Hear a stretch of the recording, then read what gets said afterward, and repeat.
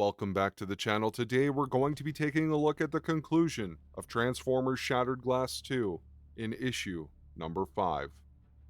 It's all-out war as Metroplex enters the fray, intensifying the battle between the Autobots and the Decepticons. As Soundwave struggles to transport his gravely wounded leader Megatron to safety, Megatron commands Soundwave to ignore him and focus on stopping Ultra Magnus.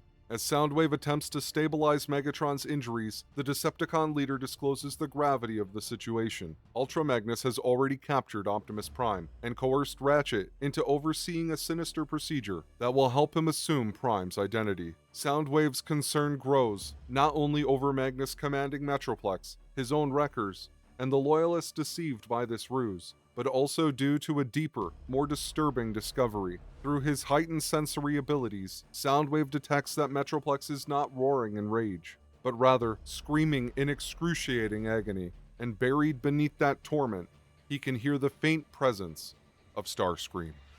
As Soundwave presses forward through the chaos, his sharp optics catch sight of Slicer, an Autobot trapped and half crushed beneath one of Metroplex's colossal digits.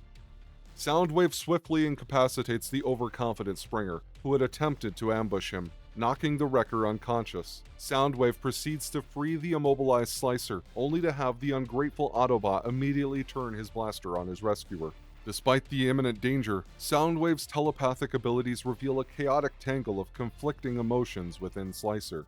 As he tries to talk down Slicer, he lets slip that Megatron knows about Magnus's ultimate plan, and the true reason why the Decepticons are unable to control Metroplex. Just then, a revived Springer makes another desperate assault, but Slicer shoots him down, showing an unexpected empathy for Soundwave, and deciding to ally himself with Soundwave in an effort to bring down Ultra Magnus together, once and for all.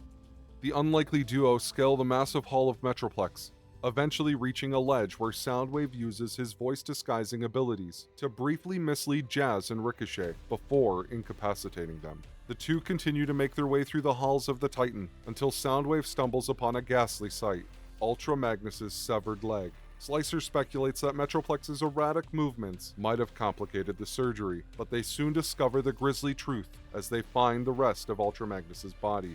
Now a mangled and hollowed shell with a disabled voice box, hosting Optimus Prime's consciousness. The real Ultra Magnus, in a shocking twist, is now wearing the stolen body of Optimus Prime.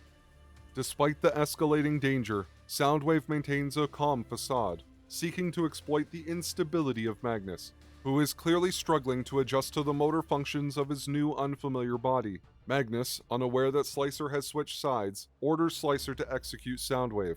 As Soundwave telepathically scans Slicer's mind, he discovers Slicer's plan to eliminate the Wreckers, capture Ratchet, and escape.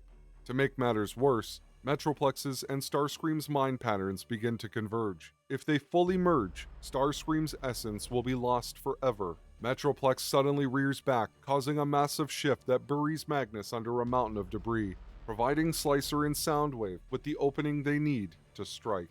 In the ensuing chaos, Soundwave defeats Tailgate and Drift, while Ratchet takes a hit intended for Slicer.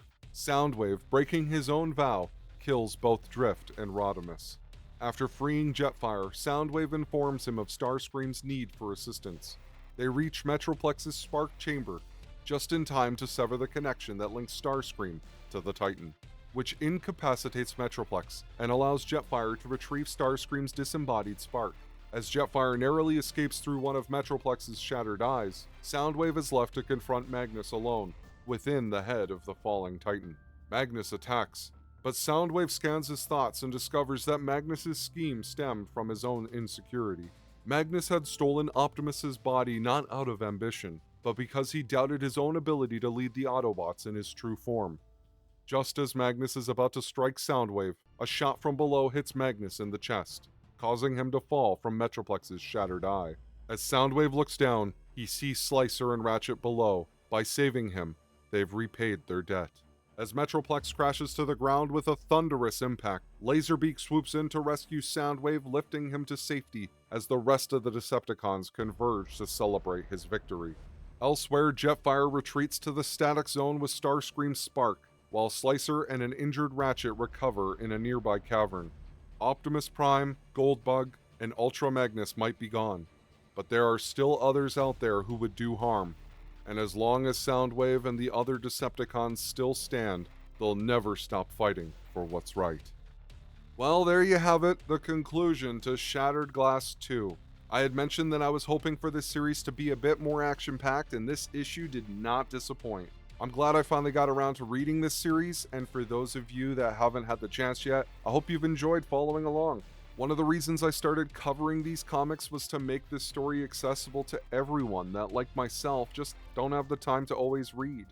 You guys have been amazing, and I thank you all for your support while covering Shattered Glass 1 and 2. Let me know in the comments if you enjoyed this series. Don't forget to like this video and sub to the channel for more, and I'll see you guys next time.